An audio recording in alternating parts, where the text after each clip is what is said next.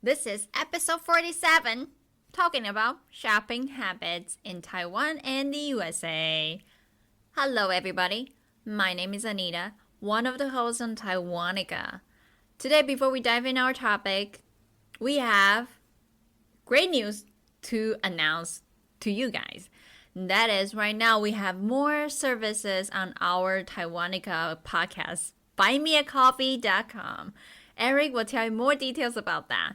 Hello, Eric. Welcome to join us today. Oh, thank you, Anita, for having me once again. I just feel so welcome here on Taiwanica podcast. That's right, because I am the other host. Haha. Hello, everybody. It is so wonderful to be back. I'm so excited about today's topic. But like Anita said, we have some exciting news on buymeacoffee.com/Taiwanica podcast. Advertisement alert.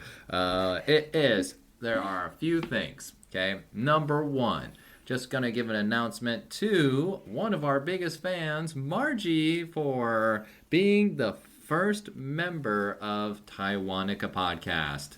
And not only that, she is our official first Taiwanican. Taiwanican, I love it. Yes, it's the title that you get when you become a member. And not only that, but you also get access to a lot of really fun and cute episodes that you can't get anywhere else. So definitely check those out if you're interested. And then the next big thing is that we're moving our services on Taiwanica podcast, buymeacoffee.com as well. What does that mean? That means that we will not only be serving English teaching, but also our life coaching services will also be posted there. So if you're curious about any of these services with us, feel free to go over to, once again, buymeacoffee.com/Taiwanica podcast, and you will find all of those there. So definitely check those out. And thank you again. If you become a member, you will also get a shout out. So if you want to get a nice shout out here on our podcast, go ahead and check that out. Only $5 a month. That's right. Buymeacoffee.com. All right. So now let's dive on into our episode. Sure. We're going to talk about shopping. Oh my gosh, I love it. Okay, so one thing that I know about Anita is that she is a huge fan of this topic. And because she's got style. If you're watching the video version of this, you can see this girl is classy. So, Anita, before we dive in too deep about this episode, I want to ask you a question. Is it more fun to shop in Taiwan, or is it more fun to shop in the USA? I gotta say, in Taiwan. I'm sorry. Oh man, why? Because in Taiwan, it's very easy to shop either online or go to the store. Okay. All right. USA is really big, so like the big brands I really like, they are not here. They're probably all in like California or some big cities. So if I want to buy them, I must go online. And even though it's all in the USA, it took about like 2 weeks to mail to your house. And there was also a thing, there's some problem with you guys' address. And it's really hard for me to get it right. You know, I cannot tell you guys how many times I either forgot to put into the apartment's number, or I type in the wrong format and they cannot mail to your house, and I have to go pick it up at the office or like USPS, at the post office, and such a hustle, and somebody else cannot, for example, like Eric cannot pick up my package. I have to go there and show them my ID. This is me. Please give me my package back. So it's like totally kill the fun, because when you buy something, you want that thing in your house, on your body immediately. Anita has a lot of problems with online shopping. Especially in the USA, it was like, oh my goodness, it's so much hassle to just get one thing that I really like to mail to my house. Yes, we've had a lot of trauma with online shopping recently, and so I don't know if this is a venting session or an episode, but That is definitely the truth for a lot of people, honestly. Sometimes it just takes the tiniest little thing, the change of a zip code number, Exactly. or forgetting the apartment number, or maybe even having your last name spelled wrong. You can have things returned back to where they came from, and then you have to do a lot of calling or a lot of driving just to get the package that was supposed to be at your front door. So yeah, that is definitely a con of doing shopping in the USA. But just to be, the supporter of USA here as an American. It's not a competition, all right? It's personal opinion. All right. Just want But to add. 1 point for me. Yes. The one thing I wanted to add is that in USA, just like in Taiwan, there are very big places where you can go shopping. In Taiwan, there are department stores. In USA, we call them malls. And the only difference is that department stores are tall, malls are really wide, and you have pretty much every single store that you could ever imagine in those places. And USA, we used to love going and hanging out in those places. That used to be like the go-to place to chit-chat, like the water hole, right? Go look at people and, make new friends and eat some really greasy food. It was the whole thing, like every generation until recently. So now most people buy online, and that's one of the things that we'll be talking about more in detail. But yes, thank you very much for sharing. For me personally, I still think the United States is great because I'm a homebody, and so if I can buy anything online, I am set to go. And one of the biggest things that we have in the USA that Taiwan doesn't have is Amazon. And yeah, Amazon, if you have Prime, that's a membership on Amazon. No need to show off. If you have that, it's only a couple bucks a month. You can get 1-day delivery, and it is super great. So I love it. Yeah, definitely. Amazon is like the only thing that I think America did a great job. Is Amazon like a Prime? What do you say? Because you're Membership. the one. Yeah, membership. Because you're the one who's taking care of Amazon. Me personally, I don't really like Amazon. Some personal opinion, just We don't need to get political. I'm not. Okay. Just saying.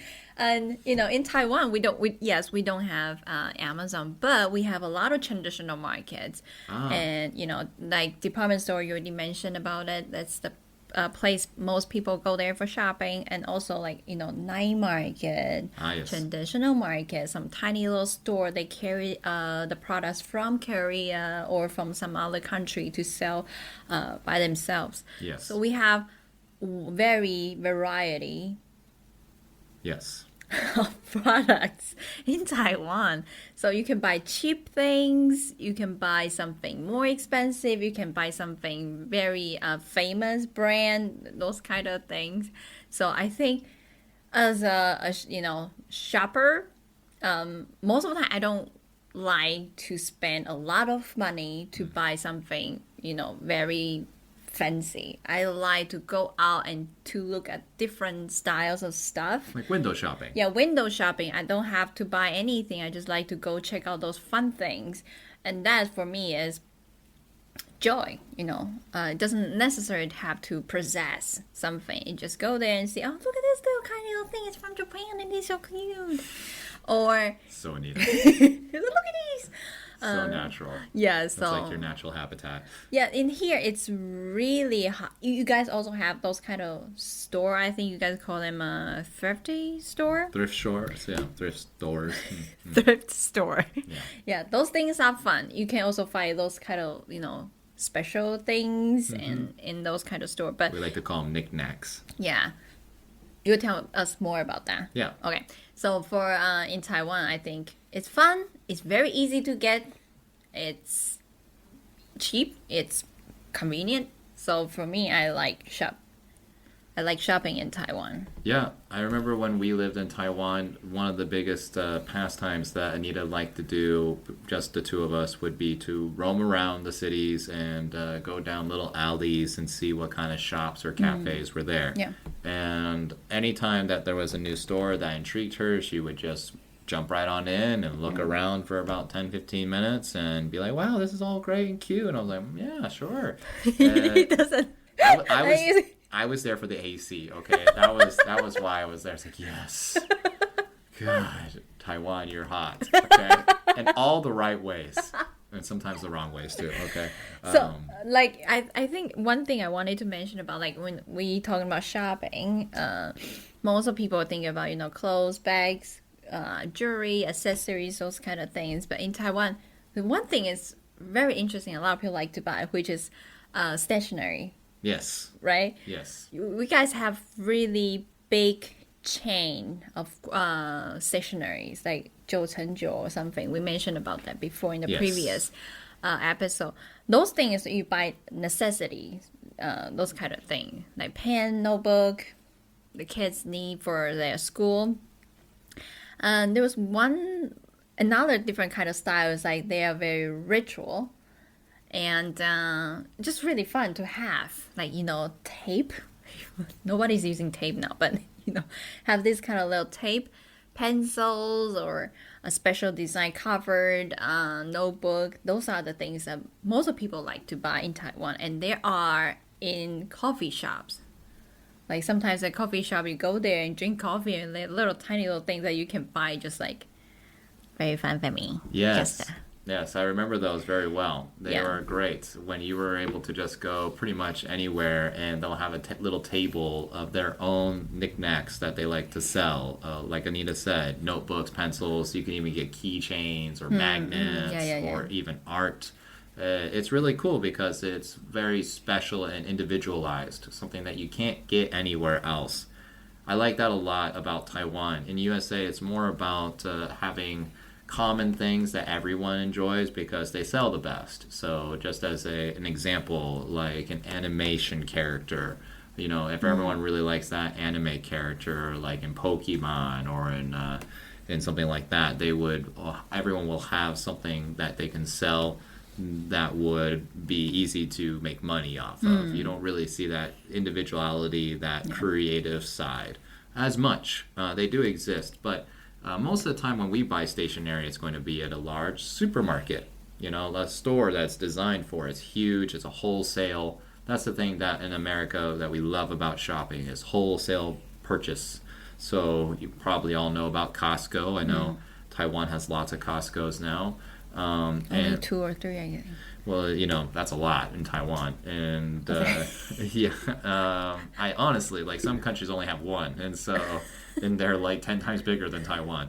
Okay, so having 2 or 3 is a big deal, I think. The thing I wanted to mention is that our go-to thing is basically we like to go shopping for a purpose. Grab all that we need, all that we want at one time, and then don't go again until maybe next month or a week later or something like this. We're not like that day-to-day shopping style. That's not what we do in the USA. As much, a lot of people would think that's the truth unless you're into fashion. Fashion is definitely the truth about that. But with common people, going shopping is kind of like a beginning of the month or end of the month kind of habit. It's not anything else. And that's something that I found very shocking when I moved to Taiwan because I was going shopping almost every day. Yeah. Almost every day to a different place. And, and I thought that was really cool, but a little bit stressful because it would always think about, oh my God, are we going to be buying lots of stuff today? I have no idea. It's a wilderness out there with the shopping world of Taiwan. And the other big thing that I wanted to jump into was the money situation. In Taiwan, it's very common to use cash for a lot of things. Yeah. But you still have like Apple Pay, Line Line Pay, credit cards. But you don't really see a lot of people popping out their credit cards to be purchasing something. It's usually cold hard cash. And I like that. It's very Japanese in my opinion. Don't ask me why. But the thing about USA is that I haven't pulled out a bill in months. And I if haven't seen. Sorry. And if I do, I'm thinking, people at the cashier are also thinking, like, what are you doing? What is that? What is paper? Why does it have a 0 on it? What do I do with this? Are you giving me a tissue? Like, I don't know. Seriously, people just like give you like you have 10 eyes on your face sort of look. And everyone pays with card these days. Everyone. Yeah, I think ever since I moved here, I only holding a cash in my hand for like only few seconds. for twice. Even like I feel like I got so used to it because in Taiwan, like you say, everybody like probably 70-80% of people are still using cash. So when I first got here, I was like, nobody's using cash. They're all using cards.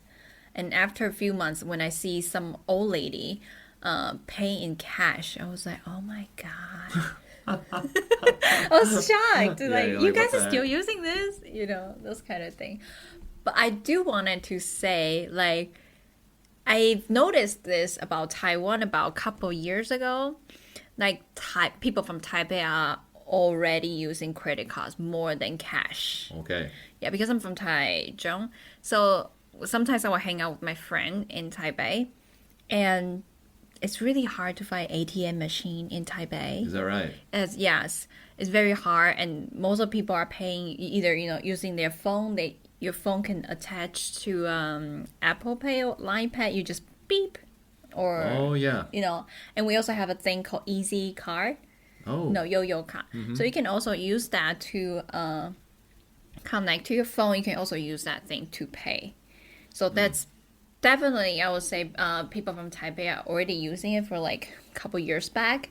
Then the rest of Taiwan, I think they started to influence the rest of people from Taiwan. But yes, majority of people are still paying in cash. Yeah, I think the biggest thing for Americans is that we won't get too deep into why we use credit cards so much, but the one thing I think is just because of convenience. It's just if you don't have to count, and you can easily just buy whatever you want without thinking, which I think is one of the thing about USA that's a little bit dangerous with shopping is that no matter where you go, you got enough money to buy what you Yes, want. exactly. So this is a phenomenon that's caused a lot of people to have a ton of credit card debt. But we're not here to talk about credit card debt. We're here to talk about shopping.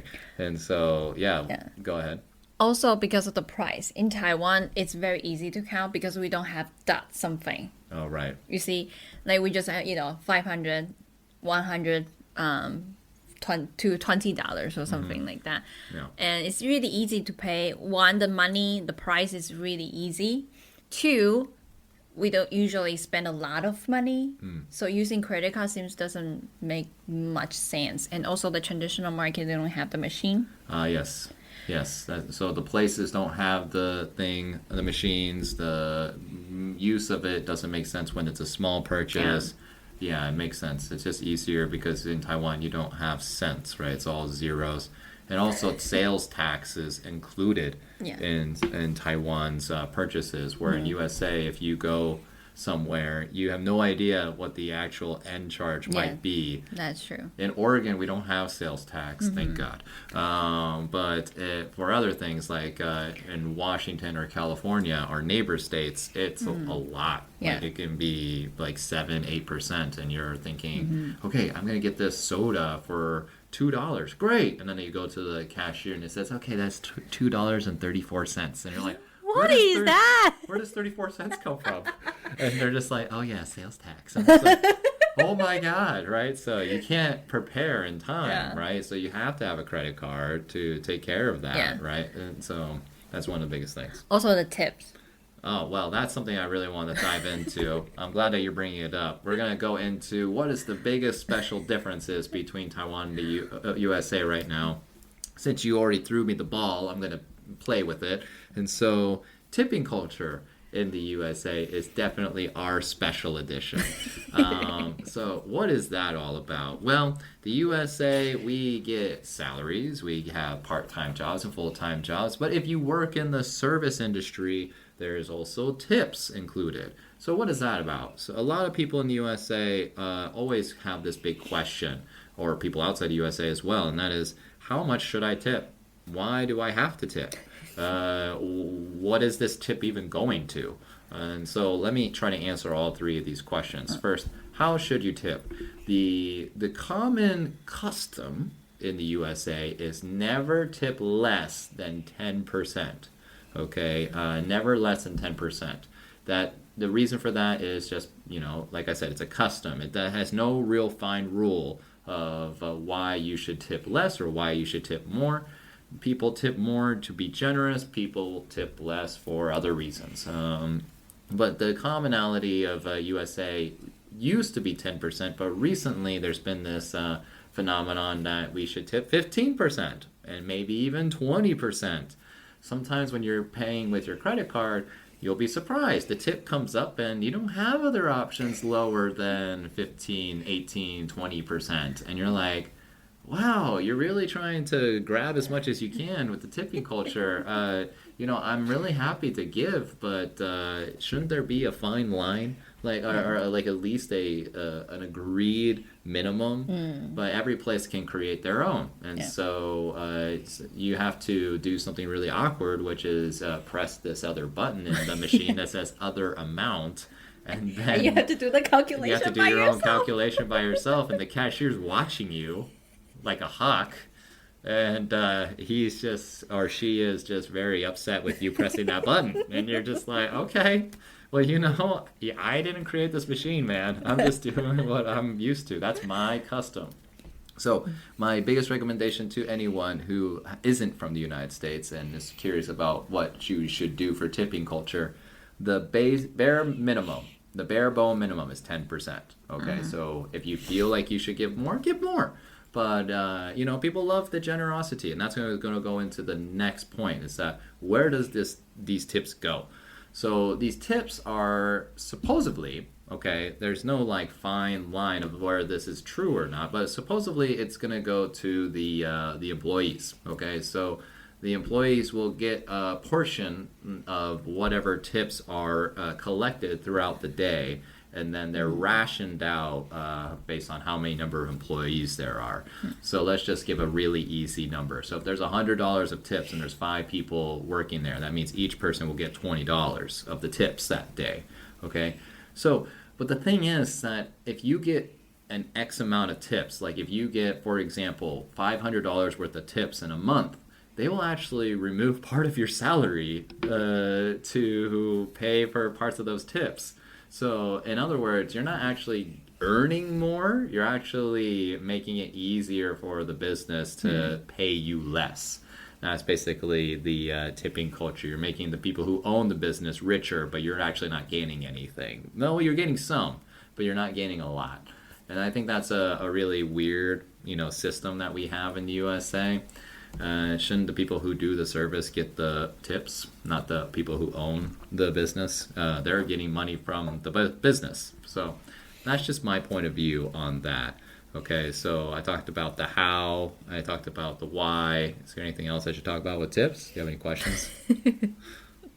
Not really. Me personally just think this thing is very unfair, but basically they just want customer to pay more to like you said, the business. The employee doesn't really get that much. Oh, yes. That actually reminds me of the last thing I wanted to say really quick. Sorry. That is the culture behind it. And that is just basically to show gratitude to all of the workers who are there.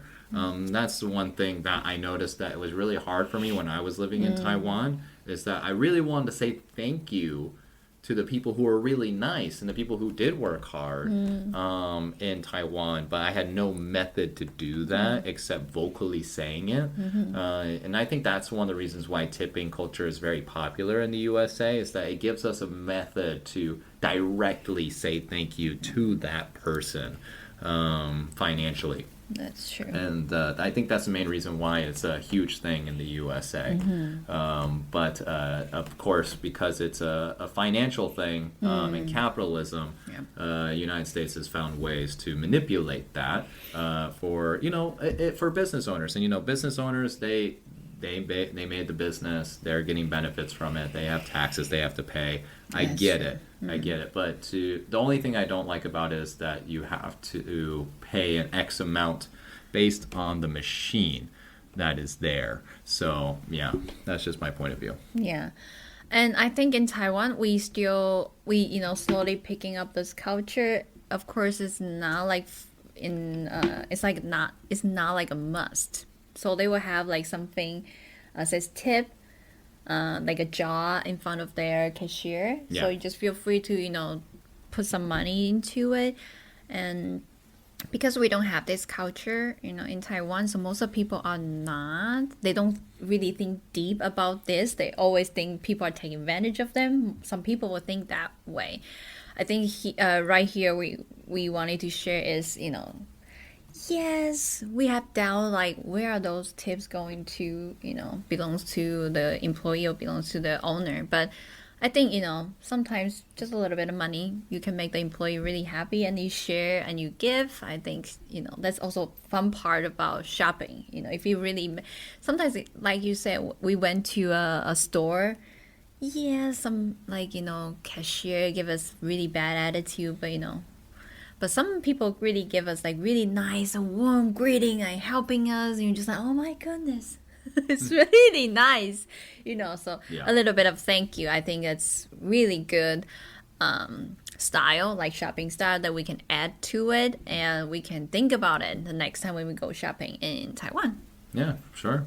Which reminds me of the special thing in Taiwan that I really, really want to talk about because Is it a good thing or bad thing? I don't know. You're gonna have to tell me. It's just one of those things about Taiwan's culture that every foreigner when I was in Taiwan, we always were pondering and asking each other, why is this happening? Because in our countries, this is something that we just never ever see, and that is lines, like everywhere. If there's a new store that opens up in Taiwan, you'll see a line for a kilometer, You'll see people lined up. Oh, is it though? Because when you go to certain new places, let's just say, for example, like a new McDonald's in a new place, the locals are like, wow, well, look at that. There's a McDonald's. Hey, hello. It was like 15 years ago, All right, right? it's just an example, okay? But if there was a new McDonald's, everyone would be going crazy over it, and there would be a long, long, long, long, long line. And so, what is this all about? Wow, before I didn't think about this topic deeply, just because when we are younger, people always talking about, oh, if this store has really long line outside, it must be good. And the store, nobody's there. We will kind of doubt about their, quality or the things they are selling. So there's just, in long time ago in Taiwan, we don't have Facebook, we don't have social media, we don't have anything to share, we don't have Google reviews. So we just, kind of spread the words like, oh, do you know there's a beef noodle place that's really good, and people just go there. What am I describing Taiwanese people as a caveman? Anyways, so we just use the word that we spread, like, oh, some place is really good. And we don't have a reservation system before. About like 20 years ago, we don't have such thing called like call and make the reservation. We don't have that. So most people just go there, wait outside, right? So I think that's all the line culture start. Like you go to the store, if you see long line outside of this restaurant or whatever place, it must be good. It's because of that. And right now, of course, 20 years later, 50 years later, people started to make a reservation. We have online review. You can go check out. You can go to Instagram. You can see photos and videos and everything. So the lines got longer. That's right. Because there's a thing, Taiwanese people like to follow the most trendy thing. If you notice that, like, there any kind of new things, Taiwanese people always know ahead, way before a lot of countries. Wait, so is that why there's a new line of something? There will be, I've heard this from my Taiwanese friends, that they'll sometimes just line up in the line without even knowing where they're going. That's just true. Because they see so many other Taiwanese people lining up for it, so it must be good. It must be good. It must be something there. And right now we have a new thing called 王美店. Like people go there, take wonderful Instagram photos. So there's another, trendy thing. Nowadays, when people go waiting in line outside of a store, it's like 80-90% of the chances they are trying to be trendy. That's just, I don't know since when Taiwanese people are really good at chasing those tiny little things. Like, oh, do you know about these new things? And people just Go there. you know, again, everywhere you wanted to go is very easy to get to. And those stores are covered all over Taiwan. Every little city has its own special coffee shop, clothing shop, brunch places. Those are the places that people like to go there and wait for lines. So that's good trendy things. People love to following those things. And like I said, 20, 50 years ago, probably those are like a quality guarantee if you see lines outside. But right now, nowadays, it's not so certain the food will be good. But the place will definitely be trendy, fashionable, cool. People are talking about that. And another thing is, if we dive deep, I actually look up the information because me, I don't like waiting in line. I don't like it. I Yeah, don't. me either. I just when I'm hungry, I want food. Right? We have a hangry monster Yeah. over here, everybody. I want clothes. I go there. I pick up the clothes. I don't like waiting inside, so that's never my thing. But when I look deeper into it, I look it up online. It says there was a psychologist. Is actually talking about this 跟风 phenomena. Like 跟风 is like follow the trendy things, waiting the long line outside of the store. There's a psychology term called conformity. Conformity, right? Conformity is like we need to make decision as a group. It's it's like a culture and education backgrounds. If you look at USA and Taiwan, USA is more focused on independency, thinking by yourself, make your own decision, thinking about your life, what you want. You have to think about this all the time. But in Taiwan, our education is it's more powerful if you stay in the group, and when we are going to school, we usually don't challenge our teachers. We will just do what teacher told us to do. We don't really be encouraged to express our personal opinion. That's just our education system. So when we grew up, this is kind of like in our subconscious. We don't even notice that when you go shopping, you just kind of like when you're making a decision, you make other people make the decision for you. Because for us, it's safe. Because when we are learning in an elementary school, if we follow what most people are doing, we can get high score. We won't get scolded. We won't get called out by our teacher, So our brain kind of like connect this emotion behind our behavior. So that's one thing that you can look at it. Like people like to win the light to do what most people are doing. So that was that. I'm not saying this as a to judge or to correct our behavior, just to point out the facts. I think that's really interesting because there are good things and bad things. Good thing is Taiwanese people tend to follow our rules and never break it. For example, wearing a mask during COVID-19. On the other hand, in American people, they will be like, this is my personal right. Why should I wear a mask? Also, doing the recycling in Taiwan, everybody follows it. On the other hand, in the USA, some people just say, why should I do that? It's just the cultural differences. I'm being very careful here. We love you, Taiwanese people, and we love you, American people. I'm just saying just the cultural differences here. No, I think you explained it very objectively, and I think it's a very good point of view and perspective that a lot of people can take away with the idea that, United States is definitely independent minded, and Taiwan likes to think in a group. If you look at the structure of our families as well, or how we hang out with our friends, or like in our topic today, going shopping. Americans really like to go thrift shopping. We like to go to stores that will help develop a personal style that true. is not similar to anybody at all. Or if it is, you're surprised. You're like, oh wow, we have something in common.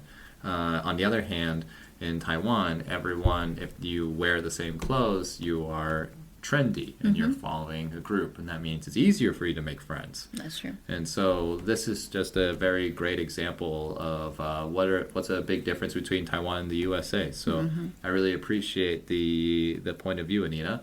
I have one question though about the lines. This is actually something that happens in the USA to help encourage buyers for a new store, and that is sometimes people will actually pay people to wait in line in front of your store. Is this something that happens in Taiwan, or is it just, out of pure interest? I think I've heard about it's very rare if it really exists. I only heard from, some TV show, like talk show in Taiwan, they would say some lady from a rich family, they don't like to wait. They like to buy things, but they don't like to wait in line by themselves. So they will pay someone has really good fashion tastes to help them to purchase either bags or clothes or things like that. I've heard about it from TV, from talk shows in Taiwan, but I'm not so sure if it's true or not. That's interesting. And in real life, I've never heard about this situation happen among my friends or someone I know. So that's an interesting twist to the question, though. I like that. People going out and buying the clothes for you if they have good fashion taste. That's a whole profession in itself. That's really cool. Well, I think that's a really great place for us to wrap this episode up. So, Anita, is there anything else that you would like to mention at the end of today's episode? I think either way, going shopping is fun. Either in Taiwan or in the USA, they will be different styles. And if you're in Taiwan, enjoy the variety of clothes and everything that you can buy, and don't be so scared to share, to give back to those employees. And even though there is no chance for you to pay them tips, you can be vocally, thank them. I think in recent years, and less people are willing to say thank you or say nice things to the employees for many reasons. But I think we should bring back those culture, because when I remember when I was a kid, a lot of people are willing to say a lot of things, nice things to those employees or cashier, just genuinely wanted to be nice to them. So I think right now, nowadays, the younger generation can pick up those two, just, say thank you, or I like your clothes and thank you for your service, sort of things like that. I totally agree. It's something that I was reminded when we moved back to the United States, with not only us doing it to other people, but having the people who were serving us did the same thing. That's Compliments, praise, and just common human interaction. It just feels really good, and it's something that I would definitely like to bring forward to Taiwan more and more every time I go visit. So thank you for sharing that. Yeah, so if you're still listening to this episode, thank you. You made it to the end. You've heard another great episode on Taiwanica Podcast. If you would like, please share this episode with all of your friends who you think would be interested. Please follow us on Taiwanica Podcast on Instagram. And also check out our YouTube channel, where we will be posting the video version of this episode. So definitely check those things out. And finally, once again, check out buymeacoffee.com/Taiwanica Podcast to find out a lot of really cool stuff that we have made just for you. That's right. All right. So thank you again for joining us today, and we will see you in the next episode. See you next time. Bye-bye. Thanks so much for tuning in to Taiwanica. If you're enjoying the show, please feel free to rate, subscribe, and leave a review wherever you listen to your podcasts. That helps others find the show, and we greatly appreciate it. Thanks again for listening, and we'll catch you in the next episode.